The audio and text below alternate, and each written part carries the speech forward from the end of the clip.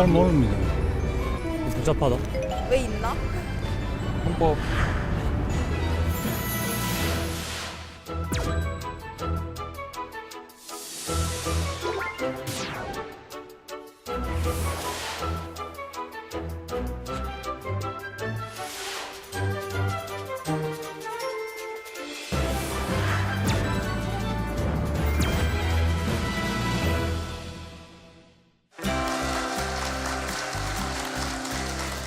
대한민국 국회의 뿌리 임시의정원 개원 100주년을 맞아 마련된 열린국회 시민아카데미 진행 맡은 신영일입니다. 자, 오늘도 앞에 세 분 앉아 계시는데요. 지난주에 헌법에 관해서 얘기를 들은 다음에 네. 생활의 어떤 변화라든가 요걸 좀 헌법의 시각에서 보게 됐다든가 그런 게 있을까요? 과연 그럴까요? 그게 아니라 뭐. 네. 근데 사실 지난주보다 이번 주가 더 기대는 돼요. 네, 왜냐하면 네. 그 어려울 것이다, 지루할 것이다.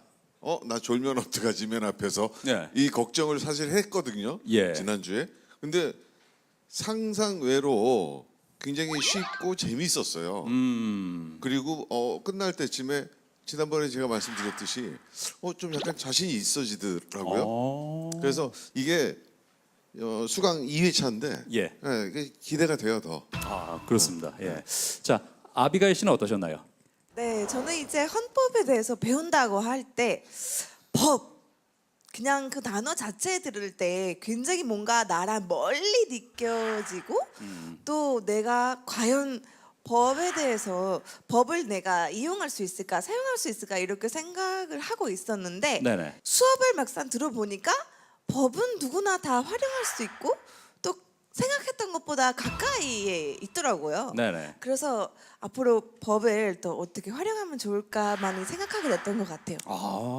그래요. 예. 아비가일 씨가 많이 배워서 또 이제 주변에 또 한국에 온 지 얼마 안 되는 그런 외국인들 많잖아요. 네. 도움을 줄 수 있을 것 같아요. 좋아요. 그래, 좋습니다. 자, 제주 소년 어떠셨어요? 네, 지난주에 그렇게 헌법에 대해서 좀 접하고 헌법을 쭉 읽어봤어요. 네. 읽어보다 보니까 지난주 배운 대로 정말 국민들을 위한다는 느낌을 받게 되더라고요. 그래요. 네. 12조 7항인가 그런데 네.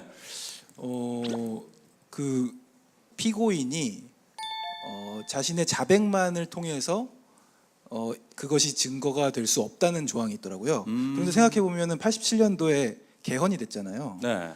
그러니까 그때 그런 억지로 자백시키고 했던 일들이 비일비재했으니까 예. 그런 것들을 방지하기 위해서 이렇게 국민을 위해서 바꾼 흔적들이 보여서 좀 감동했어요. 혹시 지금 현재 피고인 상태세요? 그렇지는 않습니다. 딱 그걸 꼬집어서 받기를래. 근데 몇 조 몇 항까지 얘기할 줄은 몰랐는데 제주 소년은 쭉 함께 하다가 이러다 나중에는 직접 여기 올라와서 강의를 할 수 있는 수준이 되지 않을까 마지막쯤에는 기대를 하게 됩니다. 네, 나중이라는 게 아주 멀리도 있는 거니까. 그럼요. 예. 꿈꿔봐야죠. 예. 네. 이제 막 소년이니까요. 네. 시간이 많잖아요.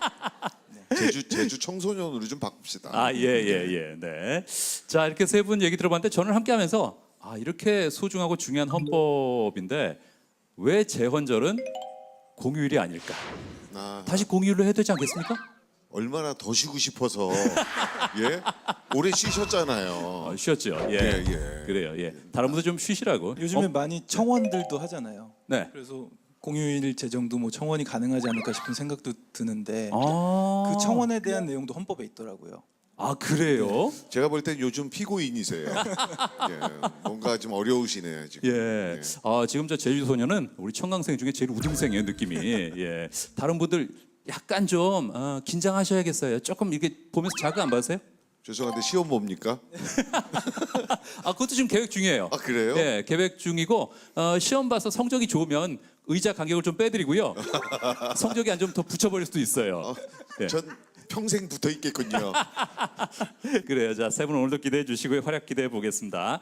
자, 오늘 모신 분은요. 우리 헌법의 뿌리를 찾기 위해서 대한민국 헌법과 정치, 헌정사를 연구해 온 분인데요.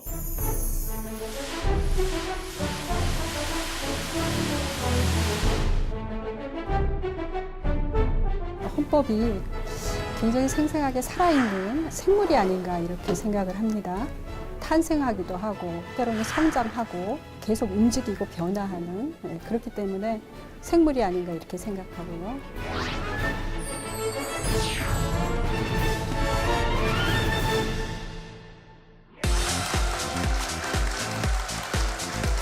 헌법 1조 앞에 혹시 뭐가 있는지 아십니까?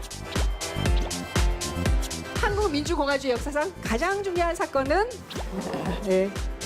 백성들이 엎드려서 땅을 치며 통곡하는 장면이 나옵니다.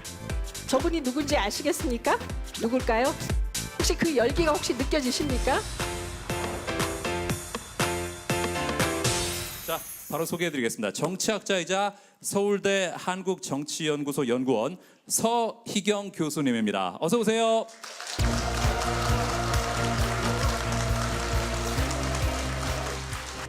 저 교수님께서는 어떻게 해서 헌법의 매력을 느끼셨어요? 저기 소녀도 계시는데 저도 소녀 때요. 예. 소녀 때부터 상당히 이 역사에 한국 역사에 관심이 많았어요.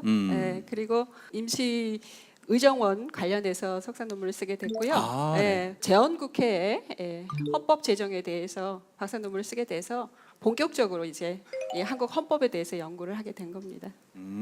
그러셨군요. 근데 헌법 공부하다 보면 예. 지루하지 않으셨어요? 여러분들이 이제 오늘 제 이 강의를 듣고 난 뒤에 조금 생각이 바뀌어졌으면 그런 바람이 있는데요. 헌법 조항만 보면 사실은 어쩌면 헌법이 굉장히 지루한데요. 그 헌법이 한국 역사와 함께 만들어진 겁니다. 그래서 역사와 헌법을 이렇게 같이 함께 놓고 보면 훨씬 더 재미가 있지 않을까 이렇게 생각이 들고, 제가 오늘 한 얘기가 한국 역사를 배경해서 헌법을 얘기하는 거기 때문에 그런지 안 그런지 여러분들이 한번 보시면 되지 않을까 이렇게 생각이 듭니다. 알겠습니다. 기대하겠습니다. 여러분 박수로 청해 보겠습니다. 여러분 이거 익숙하시죠? 예. 촛불집회 사진인데 가만히 보면요 안에 이제 내용이 조금 다르죠. 제가 뭐 이 사안들을 자세히 말씀을 드리려고 하는 건 아니고 제일 먼저 모두에 제가 이걸 보여드리는 거는 우리가 이때 사실상 굉장히 이 헌법을 좀 가까이 느끼는 계기가 되지 않았나 그런 생각이 들고요. 제가 오늘 이제 강의하려고 하는 게요. 이 전반부에서는 여기 지금 여기 있는데 대한민국은 민주공화국이다. 여러분들 잘 아시죠? 제1조의 내용. 그리고 2항에는 대한민국의 주권은 국민에게 있고 모든 권력은 국민으로부터 나온다. 이 내용과 관련된 얘기를 전반부에 하려고 합니다. 이게 언제 사진인가 하면요. 1919년 지금 여기 글자는 정확하게 보이지 않지만 여기 대한문이라고 써 있습니다. 대한문이 이 현판이 있는 데가 어디죠? 덕수궁입니다. 그리고 이날은 그 고종의 인산이라는 게 장례식이죠. 장례식이 있었을 때 이 만세를 부르고 있는 그런 사진입니다. 제가 이걸 보여드리는 것은 이게 이제 1919년 3월 1일의 일이고요. 약 한 달 후에 중국 상해에서 임시정부가 수립이 됩니다. 근데 상해에서 임시정부가 수립될 때요. 그때는 대한제국이 아니라 대한민국을 선언하게 됩니다. 3.1운동은 고종 인산일을 기해서 일어나지 않았습니까? 근데 어떻게 해서 이제 제국이 아니라 민국을 선언하게 됐는가? 우리 헌법의 제1조가 대한민국은 민주공화국이지 않습니까? 그것은 1919년에 임시헌장 제1조에 보면 이렇게 되어 있습니다. 대한민국은 민주공화제로 함 이렇게 되어 있습니다. 이 1919년에 이렇게 된 게 어떻게 해서 우리 역사에서 가능했을까? 잠깐 보면요. 민주는 민이 주인되는 나라죠. 왕이 주인이 되는 나라가 아닙니다. 민이 주인이 되는 나라, 또 민이 주권을 갖는 나라를 말합니다. 그다음에 공화는 여러 사람이 이제 공동의 일을 도모한다 이런 뜻인데, 그렇게 보면 공화국이라는 거는요, 한 사람 누구? 왕의 한 사람이 나라를 다스리는 게 아니라 공동으로 나라를 다스려야 한다. 이런 의미를 담고 있고요. 근데 이런 인식은 나라가 왕 한 사람의 것이 아니고 백성 모두의 것이라는 이런 인식이 기반이 돼야 그런 데 대한 생각이 가능한 거죠. 혹시 보신 분 한번 손 들어 보시겠어요? 아이, 다행입니다. 선수 과목을 이수하고 오신 겁니다. 이걸 보셨다면 제가 오늘 가끔 이제 미스터 선샤인에 대해서 얘기를 할 건데요. 여러분 이게 어디 장면인지 아십니까? 혹시 잘 아십니다. 지금 제가 이 보여드리는 이유는 군주제에 대한 걸 잠깐 얘기를 하려고 합니다. 민주공화제가 되려면요, 군주제에 대한 인식이 조금 허물어져야 되고 또 신분제에 대한 인식이 조금 허물어져야 됩니다. 근데 그 사례를 제가 한번 이게 말씀을 드리겠는데, 한번 대화로 한번 시연을 한번 해봐 주시면 좋겠는데. 네, 제가 장포수를 하겠습니다. 네. 지 백성도 버린 임금, 나도 버린 지 오래요. 임금도 버린 놈이 나란 왜 구하냐? 역적이 되려고요. 나라가 남아 있어야 내 손으로 부술 거 아니요. 예. 지금 여기 아주 등장한 말이 있습니다. 나라라는 말이 나오고요. 그 다음에 어떻게 한다 했습니까? 나라를 먼저 버린다고 했죠. 버린다고 했습니다. 그 다음에 구한다고 했습니다. 그 다음에 또 뭐 한다고 했습니까? 부순다고 했습니다. 이 황도공 얘기를 잠깐 하면요, 황도공은 이렇게 반외세에 대한 생각이요, 외적에 대해서 대항해서 나라를 구한다. 지금 이 사람들이 기본적으로 의병이죠. 반외세에 대해서 나라를 구한다는 이런 생각과 그 다음에 왕을 구한다는 생각을 동시에 갖고 있는 인물입니다. 그러니까 이 둘 사이에 아직 모순을 느끼지 않은 그런 사람이고요. 장포수는 어떻습니까? 여러분들 보신 분들 중에 왕을 없애고 실제로 저격을 하려고 하는 장면도 거기 나옵니다. 또 한 가지 사례를 또 기억나십니까? 그 뭐죠?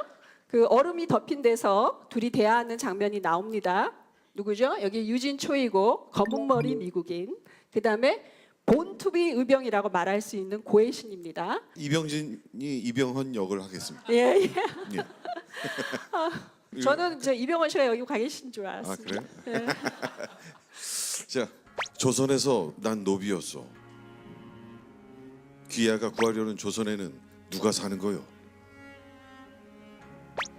백정은 살 수 있어? 노비는 살 수 있어?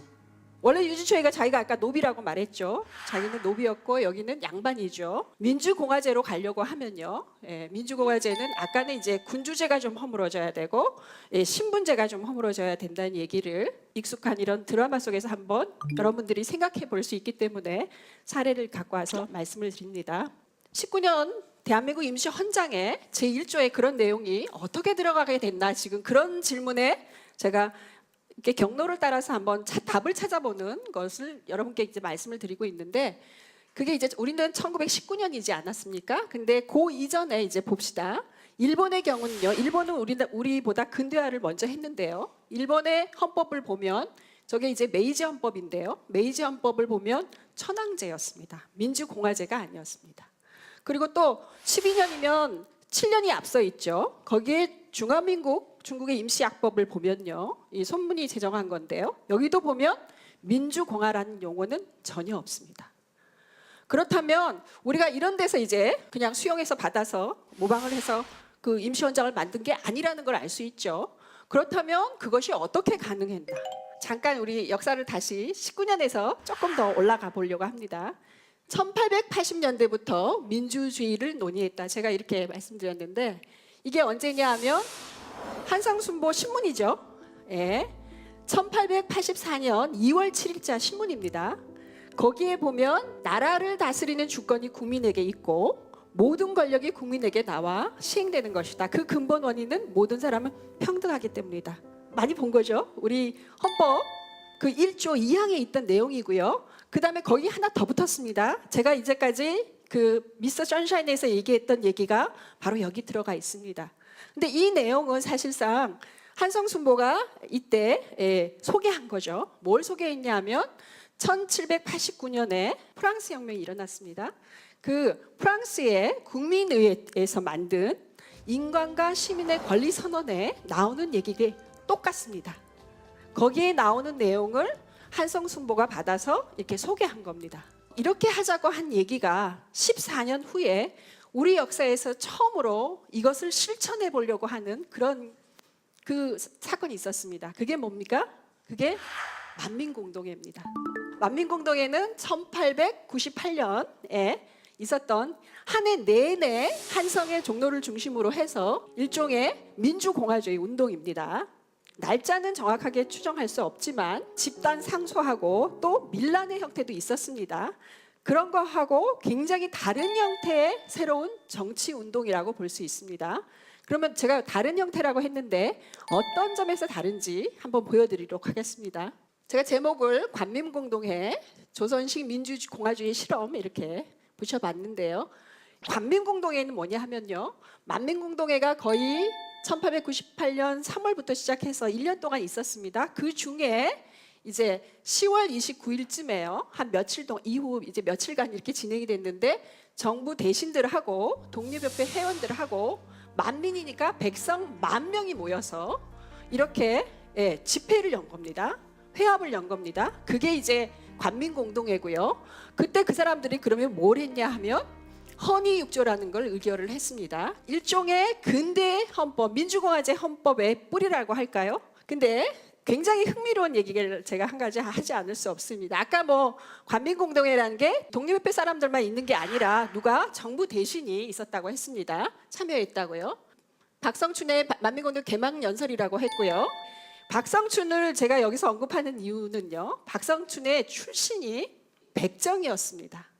백정인 이 박성춘이 만민공동회의 개막연설을 하게 됩니다. 만민공동회는요, 아까 정부 측 대신회 중에서는 박정양이라는 사람, 민영환이라는 사람, 이런 사람들이 거기에 참여를 했고요.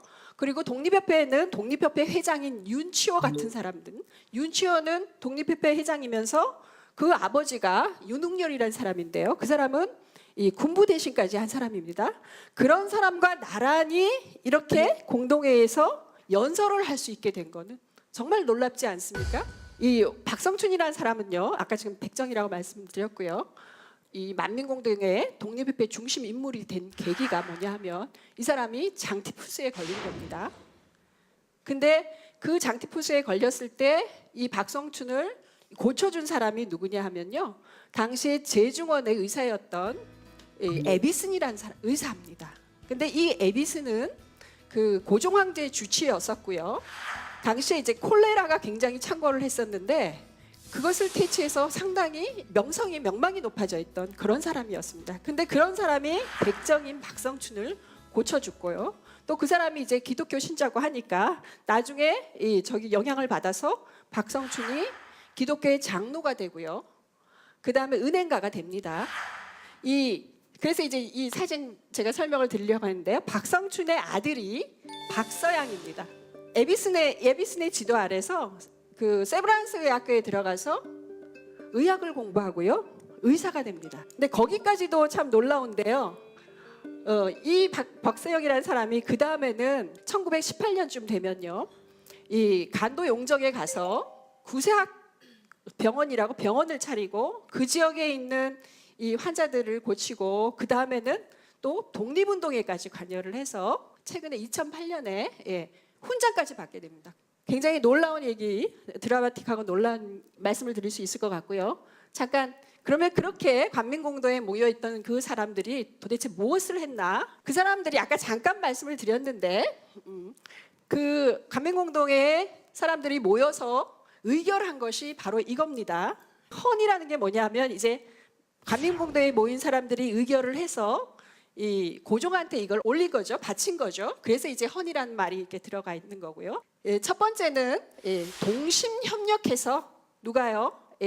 백성과 정부 대신과 이게 동심협력해서 전제 황권을 경고케 하자.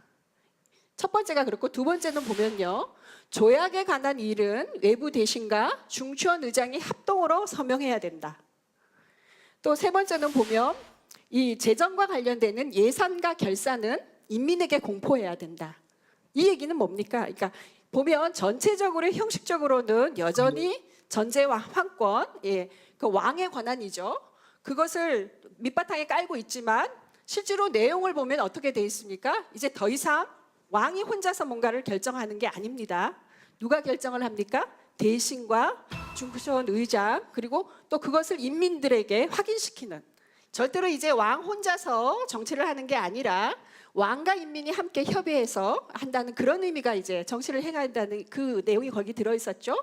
그게 이제 민주공화주의의 싹이다, 이렇게 볼 수 있고요. 사실 굉장히 중요한 거는 아직 뭐 법학자들이 이런 얘기를 절대 하지 않는데, 이게 보면 유진호 씨라는 게 누굽니까? 우리 1948년에 재헌헌법을 기초했던 사람입니다.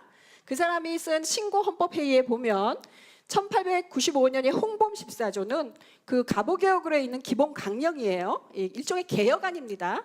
그게 이제 한국 헌법의 뿌리다, 이렇게 얘기를 했는데, 저는 오히려 이 헌의 6조가 우리 한국 헌법의 민주공화 헌법의 기원이 아닌가, 이렇게 생각이 듭니다. 그런 점에서 이제 헌의 6조가 의미가 있다, 그렇게 말씀을 드리고 싶고요. 이게 이제 체결된 게 아까 1898년 10월 29일이라 말씀드리고, 다음 날인 10월 30일에 이제 고종 황제가 이것을 제가를 하고요.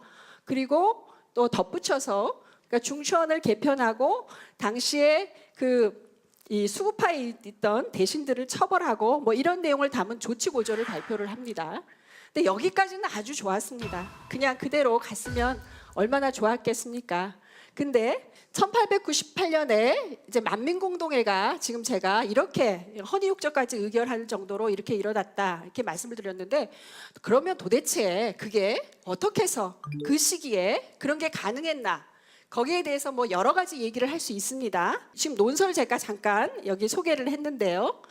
이거 서재필이 쓴 논설입니다. 그 대목만 잠깐 제가 한번 보겠습니다. 나라가 진보되어 가는지 아닌지를 보여주는 것은 그 나라 사람들이 자기들의 백성된 권리를 찾으려 하는지의 여부이다.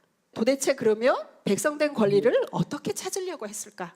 저게 혹시 저분이 누군지 아시겠습니까? 누굴까요? 이승만입니다. 배제학당을 다닐 때 이승만이 만든 신문입니다. 저 사진은 공화제로 했다고 기도했다고 혐의를 받고 한성 감옥에 갇혔을 때 1903년에 이승만의 모습입니다. 근데 자서전에요, 이승만이 자기 자서전에 이렇게 쓰고 있습니다. 자유와 평등이라는 위험스러운 독트린을 내가 계속 신문에 이렇게 게재를 하니까 당시의 배제학당의 교장이 누구냐면 아펠렌젤러입니다. 아펠렌젤러가 나한테 와서 네가 그렇게 급진주의적인 사상을 계속 신문에 게재하면 네가 오래 살지 못할 거다, 이렇게 자기한테 경고를 했다고 자기 자서전에 쓰고 있습니다. 그렇지만 나는 계속 신문을 발간했다. 그런 배경 하에서 그 기사가 이렇게 만들어졌고, 누가 등장하죠? 남촌명사라는 사람이 등장합니다. 그 다음에 많은 백성이 등장합니다. 그 다음에 북도 사람이란 4사람, 또 소대장 2이, 그런 사람 여러 명이 등장을 합니다. 그리고 이 사람들이 지금 뭘 하고 있습니까? 누구는 연설을 하고, 그리고 손뼉을 치고요. 그 다음에 소리를 지르고, 그 다음에 옳다 뭐 그러다 하면서, 그 다음에 분이 여깁니다 아마. 그리고 꾸짖기도 하고요. 그리고 나중에 마지막에 보면 돌멩이를 던진다, 이런 말까지 나옵니다. 여기 이 만민공동회 이걸 보면요, 이제 백성의 얼굴이 전면으로 드러나고요. 그 다음에 의견도 드러나고요. 그리고 그 감정도 드러나지 않습니까?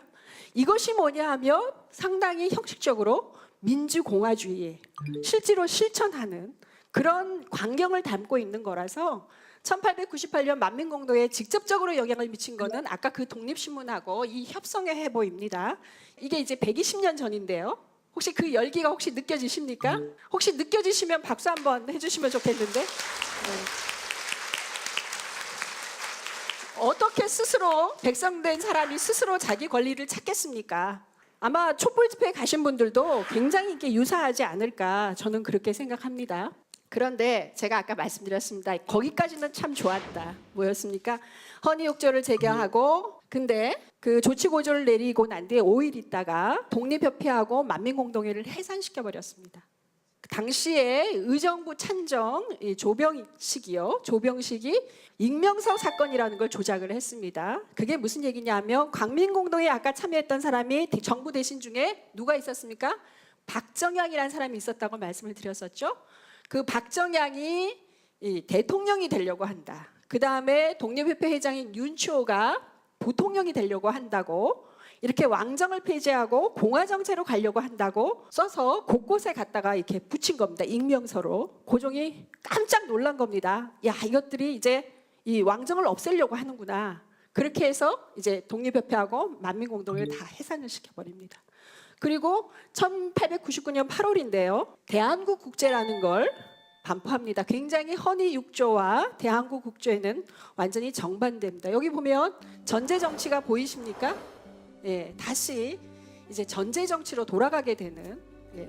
제가 굉장히 좀 여러분도 아까 열기를 느껴보라고 한번 말씀을 드렸는데, 굉장히 이제 이 역사에서 굉장히 안타까운 것은 뭐냐 하면요, 이 강력한 정치적인 열망 에너지 아닙니까? 그 에너지가 만민공동회에서 이렇게 분출하고 있는 그런 시기였습니다.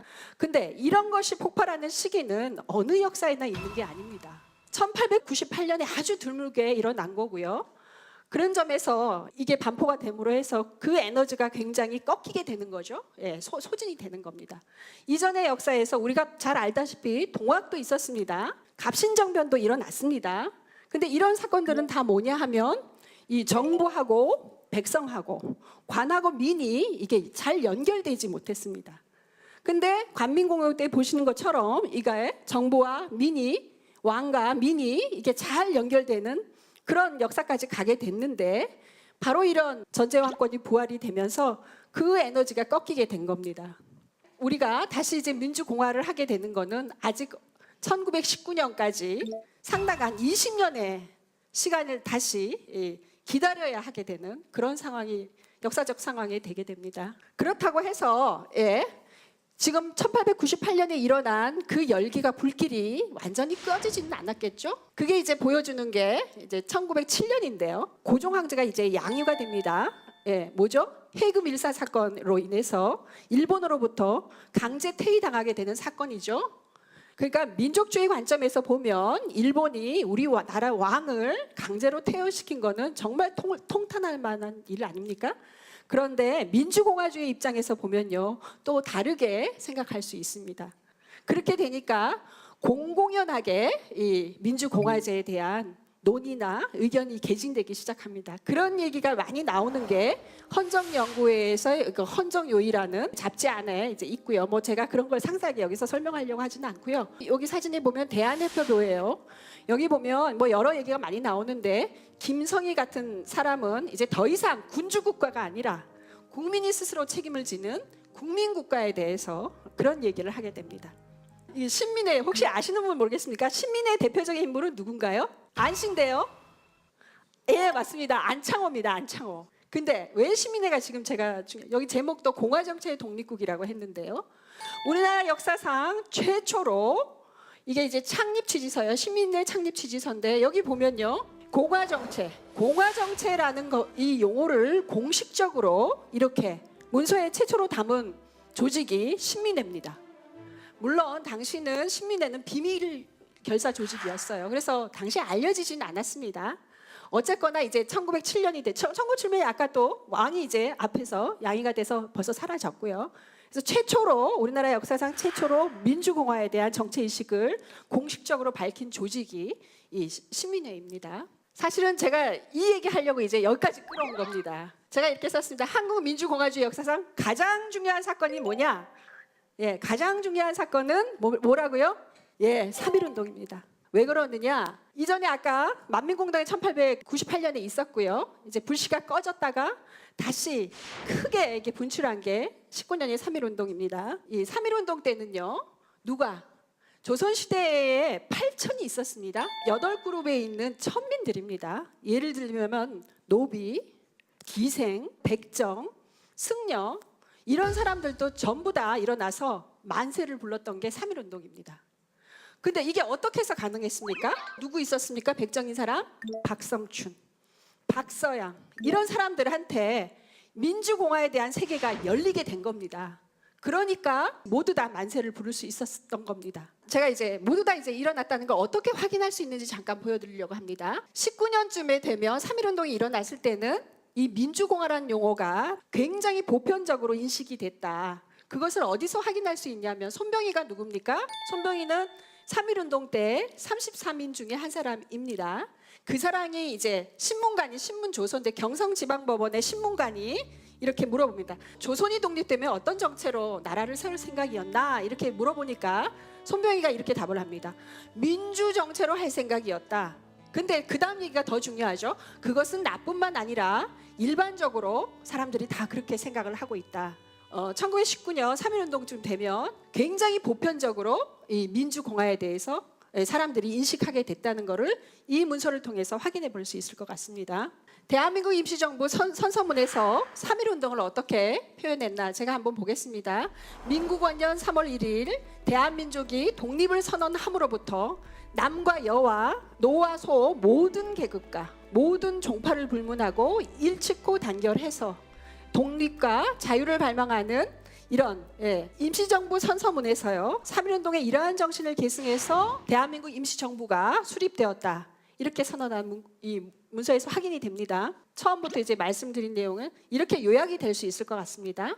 민주공화제에 대한 광범위한 합의는 1898년 만민공동의 이래 반전을 거듭하면서 장기간에 걸쳐 형성이 된 것이고 1919년 대한민국 임시정부 헌법 그 임시헌장 제1조 대한민국은 민주공화제로 함 이렇게 공식화됐다고 할 수 있고요.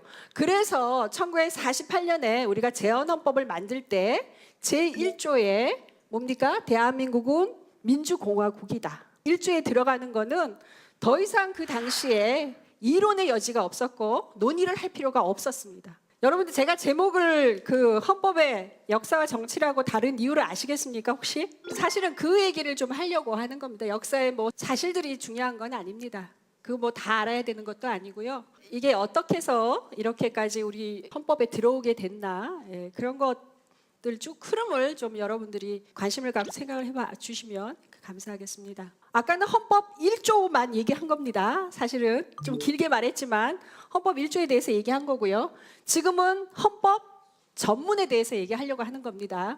헌법 전문이 뭡니까? 헌법의 맨 앞에 이렇게 나와 있습니다. 사진이 누가 있냐 하면요. 이게 헌법기초위원들입니다. 이 날짜가 이제 7월 10일, 우리가 제헌절이 7월 17일이지 않습니까? 7월 12일 날은 헌법을 제정. 아유 역시 공포된 날은 7월 17일이고 제정한 날은 최종 제헌국의 본회의에서 헌법이 1독회, 2독회, 3독회 이렇게 합니다. 그게 최종 통과된 날이 이렇게 7월 12일이고요. 그날 아마 통과되고 나서 지금 보이십니까? 맨 여기 가운데 여기 보이십니까? 누구죠? 여기? 아이 잘하십니다. 이 조금 어렵습니다. 그 다음에 누굴까요? 조금 안 보여서 조금 어려울 텐데요. 예, 맞습니다. 혹시 여기는 좀 더 어려울 수 있는데 누가 기초했습니까? 헌법기초위원회 전문위원 위원장이요?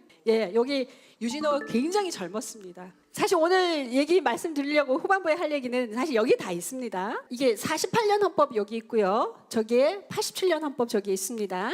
48년 헌법 한번 읽어봐 주십시오. 우리들 대한민국은 기미 3.1운동으로 대한민국을 건립하여 세계에 선포한 위대한 독립 정신을 계승하여 이제 민주 독립 국가를 재건함. 1987년 헌법은 제가 읽겠습니다. 우리 대한국민은 3.1운동으로 건립된 대한민국 임시정부의 법통을 계승하고. 자세히 한번 들여다보면요. 뭔가가 어디는 있고 어디는 빠져 있습니다. 지금 뭐 기민년은 이제 기민년 3월 1919년을 말하는 거죠. 여기 보면 이쪽에는 지금 뭐가 없습니까? 임시정부가 없습니다. 저쪽에는 뭐가 있습니까? 임시정부가 있습니다. 당시에 혹시 실수로 임시정부 안 넣었을까요? 헌법 만드는 사람들이 그러지는 않았겠죠? 임시정부가 있고 없고가 이게 굉장히 중요한 문제인 거죠. 여러분들은 어떻게 생각하십니까? 저는 그게 굉장히 중요한 문제고 바로 그게 이제 48년 헌법에 임시정부라는 게 들어가지 않음으로 해서 지금 오늘날도 상당한 대립과 분열이 있는 게 그와 관련이 돼 있다. 두 가지 사례를 제가 말씀을 드리려고 합니다. 한쪽은 이제 역사 교과서 관련된 얘기고 또 한쪽은 건국 기점 논쟁, 건국절 제정 논쟁에 관해서 잠깐 말씀을 드리려고 하는데 2008년에 이 건국절 제정에 관한 논의가 굉장히 있었고 상당히 이 상반된 의견이 제시가 되었습니다. 뭐냐 하면 여기 사진을 보면 저 위는 대한민국 임시정부 의정원 사진입니다. 예. 아래는 8월 15일 날 정부 수립 기념 사진입니다. 건국과 관련돼서 어떤 입장이 대비가 되고 있냐 하면요. 예, 아래쪽의 입장을 주장하는 사람은 1948년 8월 15일이 예, 건국일이어야 된다고 이렇게 주장을 합니다. 왜 그러냐 하면 1948년 8월 15일이 자유민주주의 체제로 남한에 대한민국 정부가 수립된 날이죠. 그런데 그날 8월 15일이 공교롭게 겹칩니다. 뭐랑? 45년 8월 15일이랑 겹치는 거예요. 근데 이제 행사들을 보면 이 건국은 기념하지 않고 광복절 행사만 국한에서 행사를 자꾸 치르게 된다. 건국이 지니는 가치와 의미를 좀 재정립해야 된다. 이런 취지에서 이제 건국절을 제정하자고 하는 입장이 있고요. 저 위쪽에 이제 그렇지 않다. 1948년 8월 15일이 건국일이 아니고 1919년 4월 13일 대한민국 임시정부가 수립된 그날이 우리나라 대한민국의 건국일이다. 이렇게 주장하는 쪽이 있습니다. 그러니까 이런 입장에서는 뭐라고 하냐면 48년 8월 15일을 건국일로 제정하면은 오히려 이 일제시대 항일운동의 역사를 너무 폄하하는 게 아니냐. 또 친일 청산을 부정하려고 하는 게 아니냐. 대표되는 인물이 누굽니까? 이승만을 건국 영웅으로 만들려고 하는 게 아니냐. 이렇게 얘기를 해서 양쪽이 굉장히 이제 열띤 상당히 대립관계에 있습니다. 역사교과서 문제도 굉장히 유사한데요. 역사교과서 문제도 굉장히 오래됐어요. 2004년 이후부터요. 10년이 넘었습니다. 최근에는 어떤 문제가 있었습니까? 국정교과서 문제가 존폐 문제가 있었습니다. 역사교과서 뭐 사례 잠깐 말씀을 드리면요. 제일 큰 쟁점 중에 하나가요. 대한민국이란 나라가 자유민주주의란 나라다. 이렇게 한쪽에서는 주장하고요. 다른 한쪽에서 뭐냐면 그냥 민주주의라고 쓰자. 교과서 안에. 왜 그러느냐? 야, 자유민주주의라는 거는 우리가 굉장히 권위주의 정권 시절을 겪었습니다. 그래서 자유민주주의 굉장히 침해를 많이 받았고 또 자유민주주의라는 거 굉장히 한계가 많기 때문에 오히려 자유자 빼고 민주주의라고 교과서에 쓰자. 뭐 이런 논쟁부터 시작해서 여러 가지 있습니다. 아무튼 제가 지금 말씀드린 이 48년 이 헌법 전문에 관련되는 얘기는 단순히 이전의 어떤 역사를 그냥 제가 여러분들한테 말씀드리려고 해서 시작하는 게 아닙니다. 이거 굉장히 우리가 오늘 살고 있는 그리고 헌법과 굉장히 그리고 실질과 연결되어 있고 지금 현재 오늘 우리가 살고 있는 이 실질적 이 문제하고 굉장히 이제 연관이 돼 있기 때문에 대한민국 정책 논쟁에 대해서 한번 말씀을 드리는 겁니다. 우리가 질문이 그거였죠? 혹시 제주소년 우리 처음에 퀘스천이 뭐였습니까? 헌법에 48년 헌법하고 87년 헌법하고 임시정부 한쪽이 있고 한쪽이 없다. 이게 왜 그럴까 지금 그 얘기를 하려고 하는 거예요. 네. 근데 그 얘기를 하려고 하는데 만약에 그 헌법 조항을요. 아까 읽으셨는데 그거를 계속 들여다보면 그 얘기를 알 수 있을까요? 그 퀘스천에 답할 수 있을까요? 그거 좀 어렵지 않을까요? 상황을 더 파악해봐야 되지 그렇죠. 않을까요? 당시에 그게 만들어졌을 때 그 역사로 한번 들어가 봐야 되는 겁니다. 그 46년부터 47년 기간 동안 1946년, 47년 그 시기를 한번 보는 거고요. 또 하나는 실제로 이 헌법 제정 과정에서 어떤 논의가 있었기 때문에 그렇게 조항이 됐는가 이렇게 두 가지를 봐야 되지 않겠습니까? 이 당시에 논쟁이 실제로 있었습니다. 뭐냐면 대한민국 임시정부의 이 법통성을 인정할 것인가 말 것인가 하는 것에 대한 아주 핫 이슈였습니다. 지금 이 사진이 여운형 사진입니다. 좌파 쪽에서는 뭐냐 하면 여운형은 임시정부에 대해서 이렇게 얘기를 한 겁니다. 대한민국 임시정부를 하나의 독립단체로서는 인정하나 유일한 합법정부로 인정할 수 없다. 그럼 인정한다는 얘기예요? 아니다는 얘기예요? 아니라는 얘기죠. 또 좌파의 대표적인 인물입니다. 누구죠? 박헌영은 뭐라고 얘기했냐면요. 임시정부의 이 기관이 뭐냐면 정치적 투기자들의 집합소였다. 이렇게. 이 얘기는 뭐냐면 임시정부를 굉장히 권력의 관점에서만 독립운동 단체 뭐 아니면 그런 좀 권위를 갖는 그런 게 아니라 권력의 관점에서만 이제 임시정부를 평가하는 거죠. 임시정부를 승인할 수 없고 그래서 내세운 게 뭐냐니까 인민공화국을 선언하게 되는 거죠. 이렇게 여러분 너무 잘 아는 두 사람입니다. 이때 이제 김구 등 이 임시정부 세력은 어떻게 생각을 했냐면 임정만이 유일한 법통성을 주장했습니다. 전 민족을 대표하는 유일한 조직이 대한민국 임시정부다. 반면에 이제 우파에 제가 이렇게 나눴는데 이승만은 어떤 입장이었냐면 이승만은 처음에는 이제 이 1945년 해방이 되기 전에요. 미국의 트루만 대통령한테 이제 서신을 보냅니다. 뭐냐면 대한민국 임시정부를 승인해 달라고 서신을 보내고요. 그다음에 45년에 한국에 들어와서는 여전히 미국의 대한민국의 임시정부를 법통성을 인정해 달라 이렇게 얘기를 합니다. 그런데 1947년쯤 되면요, 미국을 갔다 돌아와서 입장이 바뀝니다. 어떻게 입장이 바뀌냐 하면요, 임정봉대 보류에 관한 이승만 성명서를 발표를 합니다. 임시정부 법통 관계를 지금 문제 삼지 말고 아직 잠복한 상태로 계속하다가 정식 정부가 성립된 후에는 의정원과 임시의정을 말하는 거죠. 임시정부의 법통을 정당히 전임시키자. 일단 지금 보류하자 이런 얘기를 하는 겁니다. 근데 이승만이 이렇게 얘기하는 데는 당시에 정치적인 상황을 좀 봐야 됩니다. 제가 두 가지 나눠서 좀 말씀을 드리려고 하는데요. 당시에 이제 이 한반도를 주위에 국제 정치 상황이 어떤가 이런 걸 하나 봐야 되고요. 또 하나는 내부적으로 북한이 어떻게 갔나 이런 걸 좀 봐야 되는 겁니다. 그래서 첫 번째 이제 먼저 말씀을 드리면요. 지금 사진 먼저 조금 말씀을 드리려고 하는데 그 연도는 1947년 5월쯤이고요. 여기 보면 평양에 미소공동위원회 미측 대표단 회의 장소.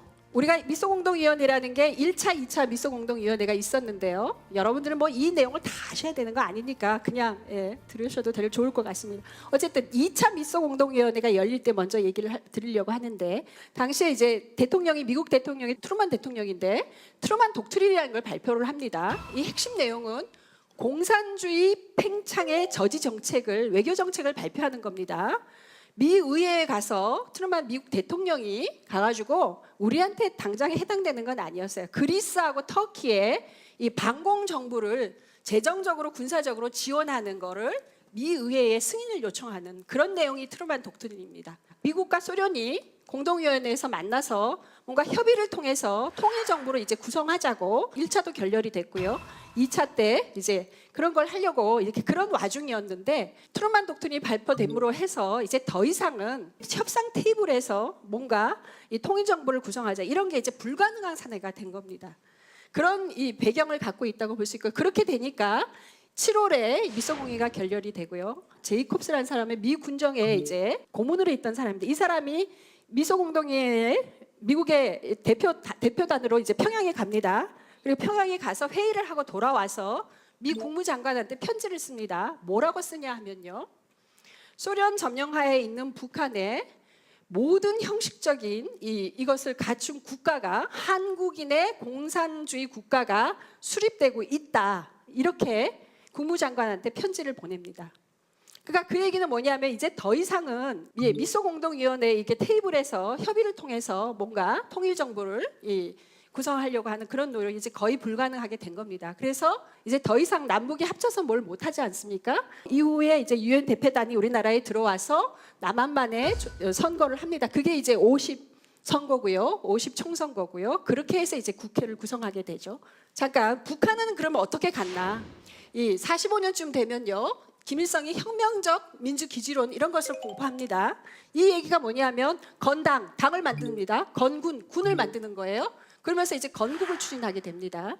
46년 1월 15일쯤 되면요. 이날이 뭐냐면 아까 2차 미소공동회가 평양에 열렸다고 했죠. 1차 미소공동회는 3월에 우리 덕수궁이 있습니다. 덕수궁에 가면 지금도 이렇게 편말이 돼 있습니다. 거기에 이 미소공동위원회가 회의돼 있다 이렇게 표시가 돼 있는데 그때 이제 소련 대표단이 100명이나 이렇게 슈티코프가 이끌고 옵니다. 근데 바로 오는 그날 북조선에서 중앙은행이 설립이 됩니다. 그리고 2월 8일 보면요. 북조선 인민위원회가 조직이 되고요. 그다음에 평양학원, 말은 평양학원인데 저게 군 간부, 군인이죠. 간부를 양성하는 학교입니다. 그리고 3월쯤 되면은 결정적으로 토지 개혁에 대한 법령을 발표를 하고요. 모든 이 산업의 국유화를 단행을 합니다. 근데 이 얘기는 뭐냐 하면요. 뭐 이 상세한 내용을 다 뭐 기억하셔야 되는 건 아닌데 제가 말씀드리려고 하는 거는 이러한 정책은요. 통상적인 국가가 할 수 있는 게 아닙니다. 그럼 어떤 국가가 할 수 있습니까? 혁명적인 국가만 할 수 있는 겁니다. 이승만이 47년에 임정을 봉대를 보류하자고 말했을 때 이미 상당히 북한에서는 북한만의 단독 정부를 수립하는 과정으로 갔다는 그거를 말씀을 드리고 싶습니다. 그런 상황에서 이제 이런 얘기가 나왔다는 거죠. 이렇게 진행되는 상황에서 이승만은 어떻게 얘기 나옵니까? 내가 총선거를 주장하는 것은 남북을 영영 나누자는 것이 아니고 남한만이라도 정부를 우선 세워서 국제상의 발언권을 얻어 우리의 힘으로 통일을 촉성한 문로를 열자 이렇게 주장을 합니다. 반면에 김구는 어떻게 얘기를 합니까? 3천만 동포의 읍과함이라는 경향신문 48년 2월 11일 날 이게 발표된 담화입니다. 나의 유일한 염원은 3천만 동포와 손을 잡고 독립된 조국, 통일된 조국, 독립된 조국의 건설을 위해서 공동 분투한 것뿐이다. 나는 통일된 조국을 건설하려다 38선을 베고 쓰러질 지언정 일신의 구차한 안위를 취하여 단독 정부를 세우는데 협력하지 아니하겠다. 김구는 그렇게 생각한 거죠.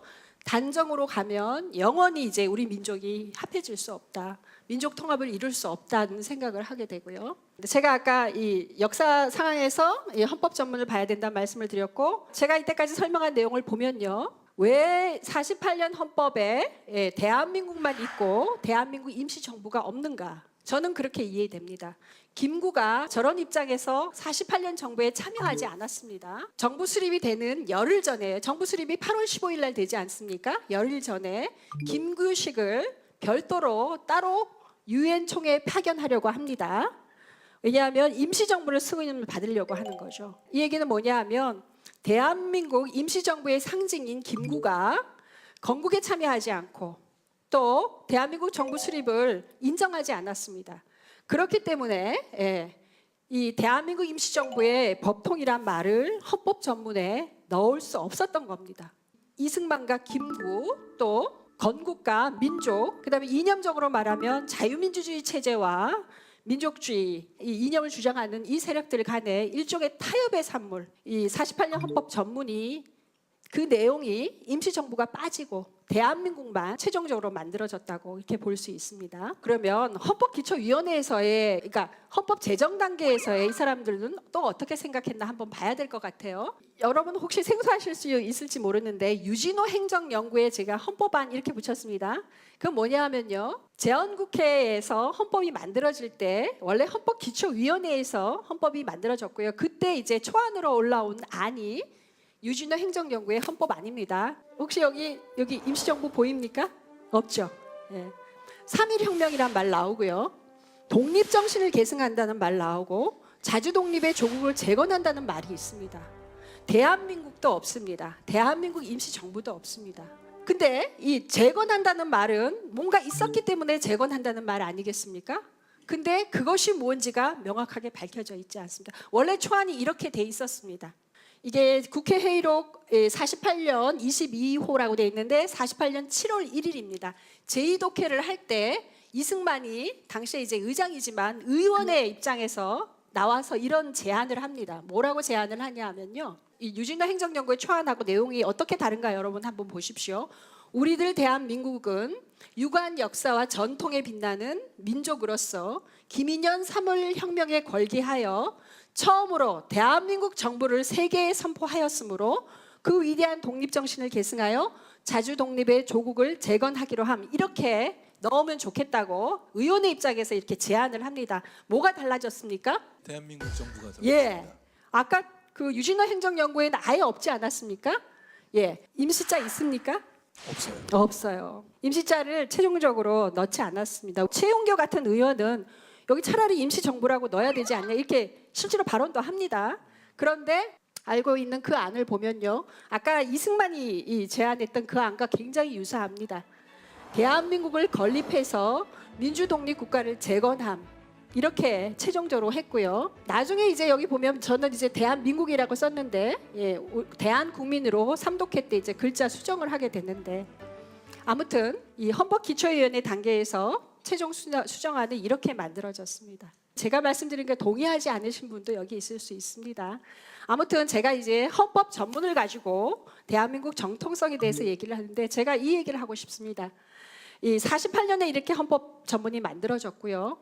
이후에 40년이 지났습니다. 언제죠? 1987년에 대한민국 임시정부의 법통성을 계승한다는 말이 들어갔습니다. 40년 동안 굉장히 공식적으로 대한민국 임시정부는 상당히 회색지대, 인정할 수도 없고 또 부인할 수도 없는 회색지대에 남아 있었습니다.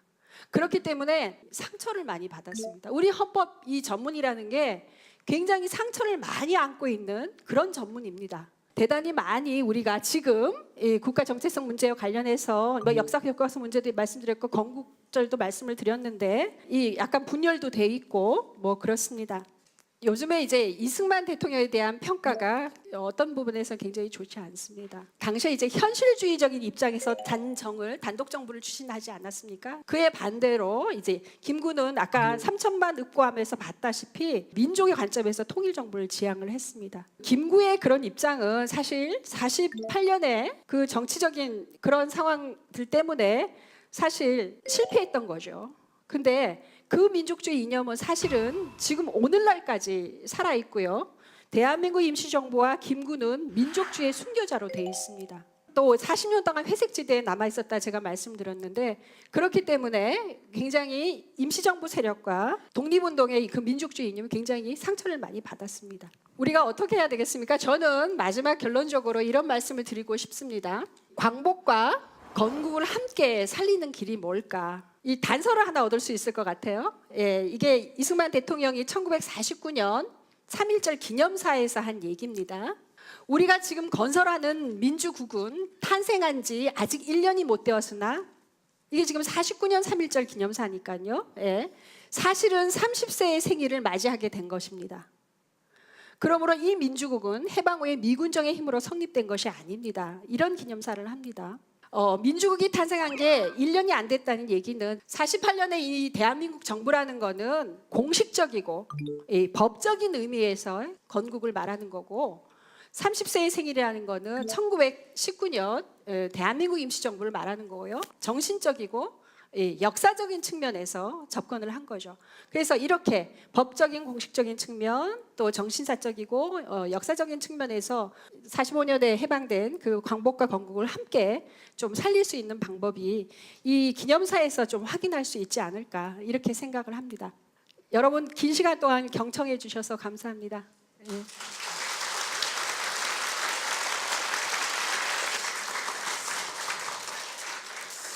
자, 저 이병진 씨는 오늘 내용 중에 어떤 부분이 가장 인상적이었나요?